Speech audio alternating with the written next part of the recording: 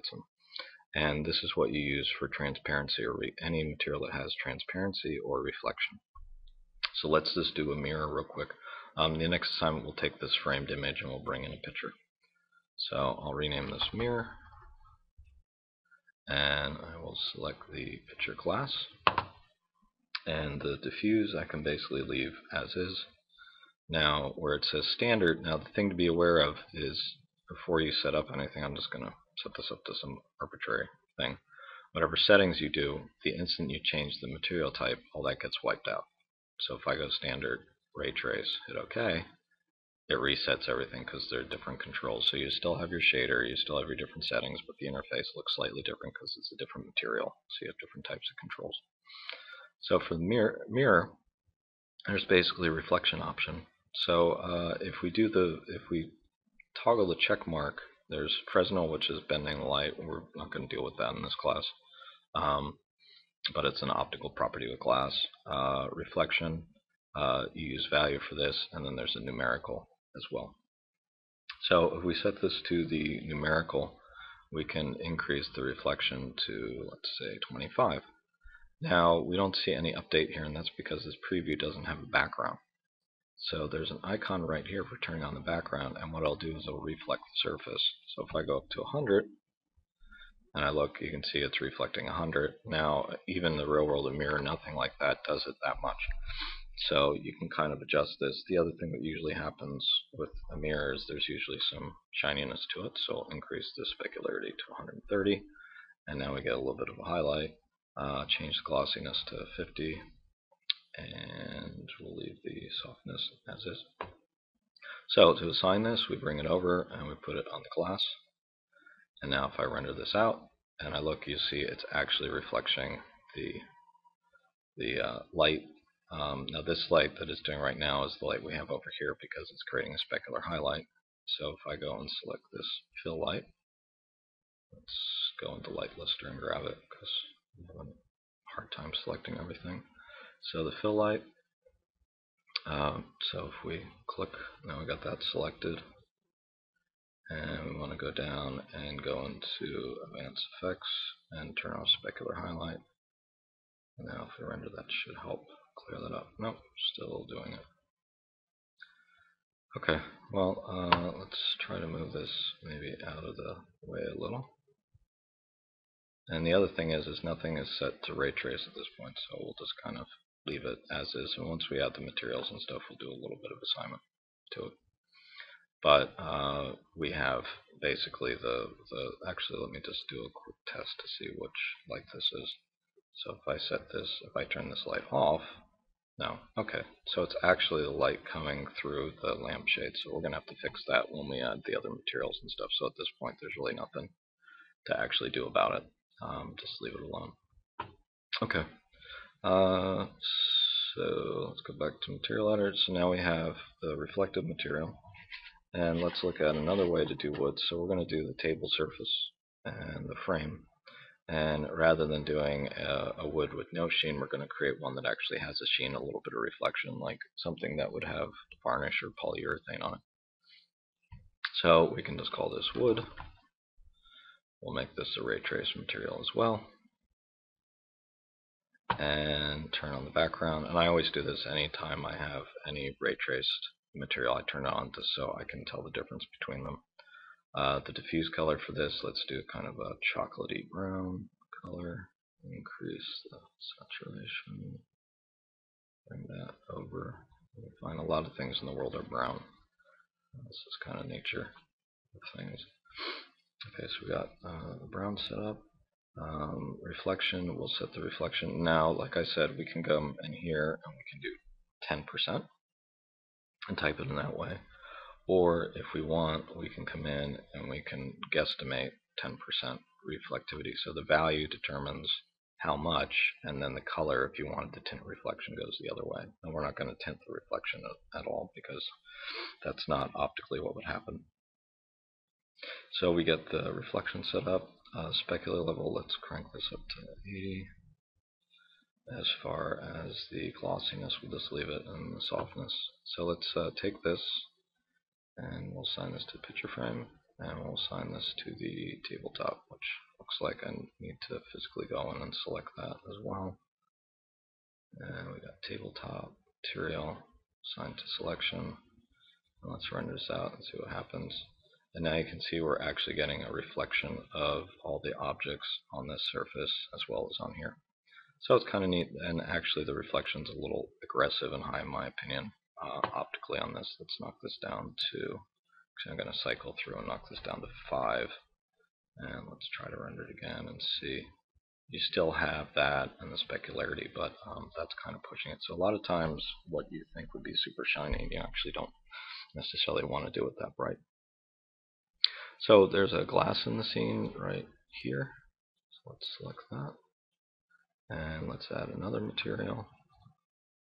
And we'll just call this glass. Pretty basic, standard. And this is going to be ray traced as well. I'll turn on my background. And what I'm going to do with this one is I'm going to play around with transparency. Now right now there's no transparency at all with this object. So what I'm going to do is I'll come in and I'll, like I said, grab a color and also a value. So the value determines how transparent it is, and then the other determines the actual color of the material. So at this point I have now the diffuse of this object at this point has no color. It's gray, which is what happens for the surface, so the stuff that isn't transparent. So if I click open diffuse, there's an eyedropper, and come and sample this, and now my diffuse and my transparency are the same. And that's kind of, you usually want to do this with the glass.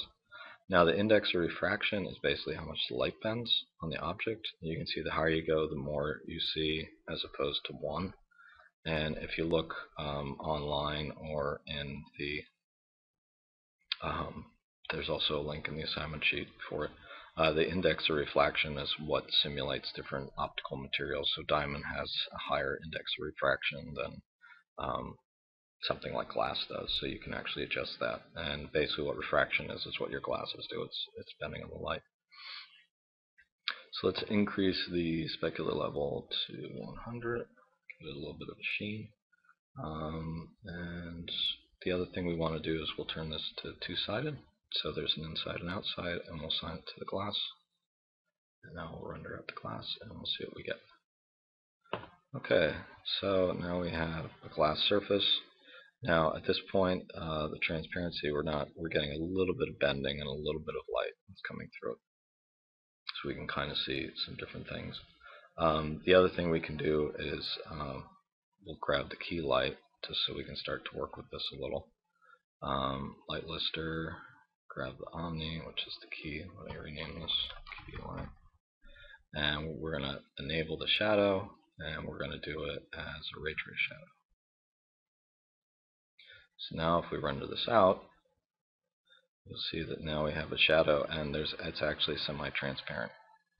If we went back to ray trace, the standard shadow map, and we go to render this out, and if we look at it, you see you don't see through the surface at all. But if you do ray trace, it does. So the key light needs to be set to ray trace in order to do the transparency, because it creates the rays and it goes through and calculates them.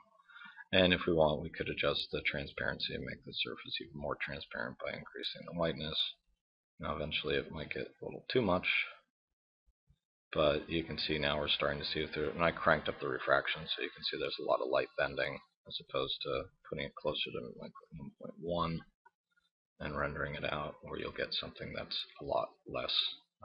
You can see, and there's another item within it just to simulate a liquid. So let's add some metal to the lamp. So the next thing we'll do, and this will just be show you how to do a metal that's ray traced, which is how I'd recommend doing them. So this will be lamp, metal, and what I'm going to do is I'm going to choose a diffuse color that is a coppery color. Actually, we'll make this dark yellow, and we'll try to make this kind of a goldish color. So saturation, make the value here, increase the saturation, play around with the color a little. And okay, so this is our base color. Let's turn the background so we can see what's going on.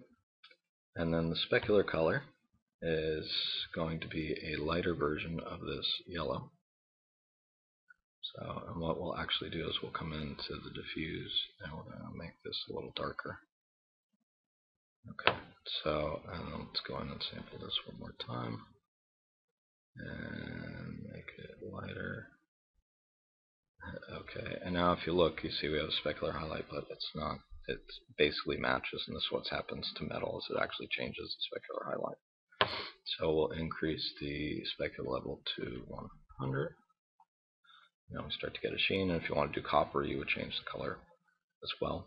And then we're going to give this 10% reflection, because it is a metal.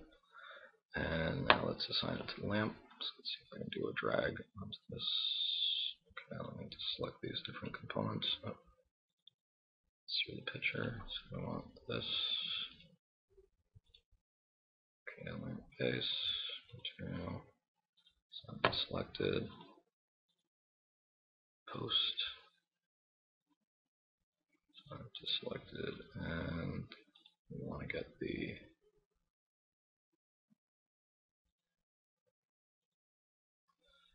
now if we go to render this out, you'll see that now we have this metallic surface that's on top of the lamp.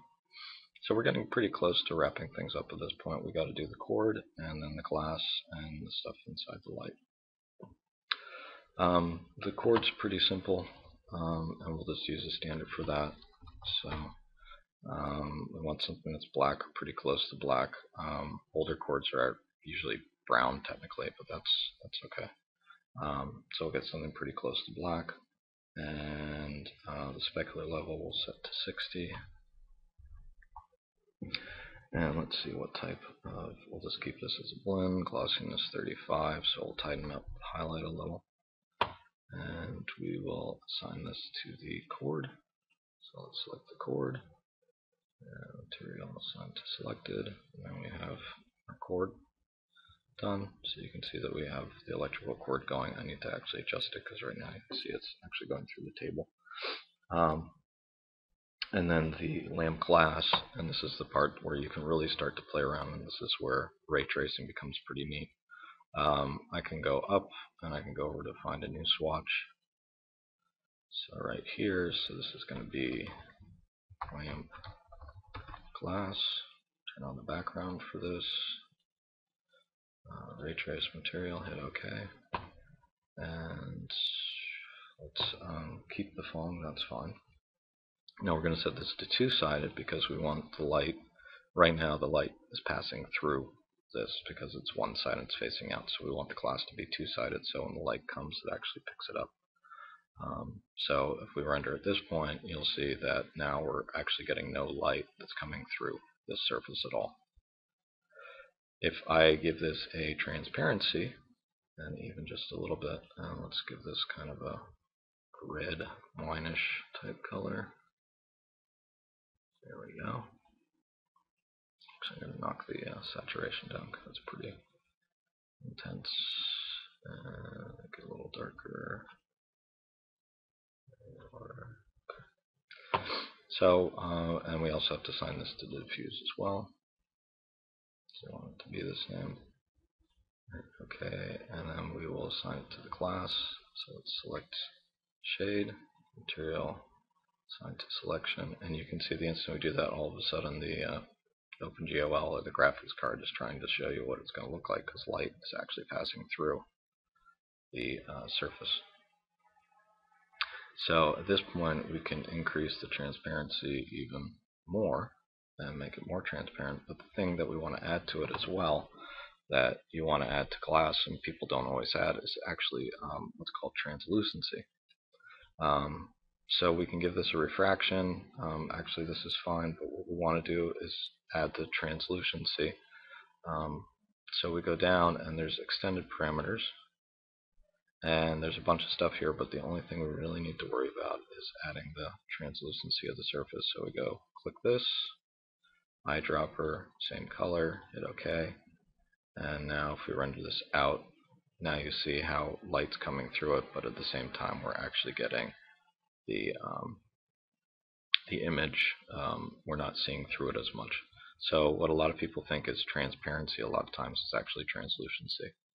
And the light's actually passing through and getting this. Glass usually has a little bit of reflection, so we can increase this to 10. There's always a specular highlight with glass, so we can knock this up to, let's say, 80.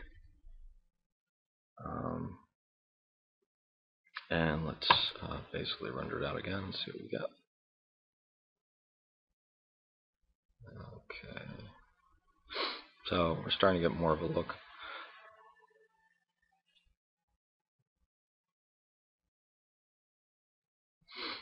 Okay.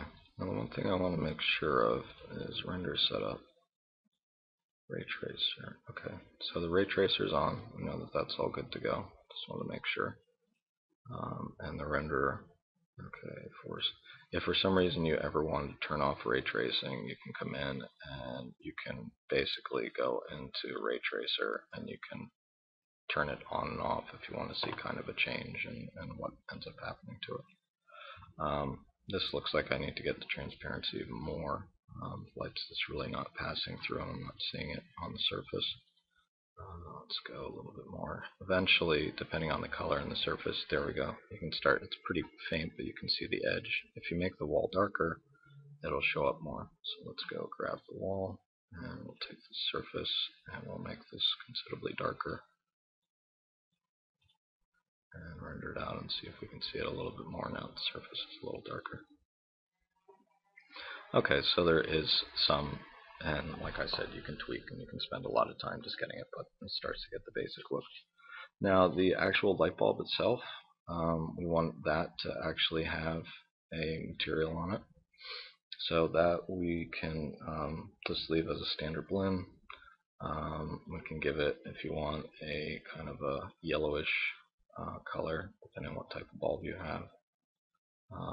Now the thing with this is at this point is this is receiving a shadow and a bulb is actually giving off light. So self-illumination in some programs called ambience, what that does is it basically causes the shadow to disappear and the object to look like it's actually self-illuminating. So that's what you would get for your bulb. And let's see if we can get click the glass. There we go, bulb. Material assigned to selected. Now obviously we don't want to make that two-sided, but if we go through and render, it should show up a little brighter. So now you see it looks like we can kind of see the bulb, but the thing that's missing is the actual shiny highlight. Now some programs have an option where you can actually create a special material that has a glow property. There are certain materials, we're not going to cover it, that you can actually use. But what we want to do is there's a way that we can kind of fake it. So this is actually comes off the light. So we grab the key light, because that's the one in the center, and we're going to go down. And if you scroll all the ways down, there's option for atmosphere and effects. We're going to add an effect. And we're just going to add a lens effect, which is basically optical properties whenever light hits a lens. And then we're going to do setup. And actually we can hide this other stuff for the time being. Now if so what I want to do is I want to glow, and then if I go and change this, the big one you want to turn for some reason is you want to turn off glow behind. And if we do, we can do make this interactive if we want. And what I'll do is I'll actually render it out, the image, and then you'll see it's there. And because it's interactive in glow, we can adjust the value of the glow. So I can decrease the intensity. Let's knock the size down to 15. Let's decrease the intensity to 50. Use source color, etc. So you can see there's a bunch of different things you can add. But this is one way to kind of create the illusion that you actually have an image. And then the other one that you can use, and this one I'd probably recommend not using, but just to show you anyway, is you can also create what's called a volumetric light, which is basically the phenomenon you get when you see light through smoke. Or if it's foggy outside and you actually see the cones of light, whenever that happens, that's called volumetric. So if we go in and add another effect, let me go back and do it this way. So we want to add a volume light, hit OK, and if at this point we go and do it, you can see this is what happens is basically the volume is way too high because the density is too high, and it completely washes out everything. So we need to do some work on the actual setup. So the volume light, the lens effect is considered a effect, so it's under that tab, but the volumetric light is under atmospherics. And the thing that we want to knock down on this that's making it really high is want to decrease the density to 1.4 or something thereabout. We can set this to exponential, which changes kind of the fall off. And then if we wanted to change the fog color, we could also change the fog color so it is closer to what we were kind of working with on the actual lampshade, so there's a little bit more harmony. And now if we go to render, you can see, but that's still pretty thick, and that's why generally as a rule I'd recommend just kind of holding off on it. But you can see that that's a way that some people can create more of a look. You can also control how big it is, where the fall off is, etc. So there's some different things that you can do with this to change it. So generally I just would probably just, if you highlight that, you can turn it off and make it inactive. Usually the lens flares enough, but depending on the size of the room and the optics and what you want to create, you can have some different results. So your homework is basically to take your scene and assign standard or ray trace materials to every single one of your surfaces, and make sure that when you take your key light, that you set your key light to ray trace shadows so you can actually see everything properly. And that's it.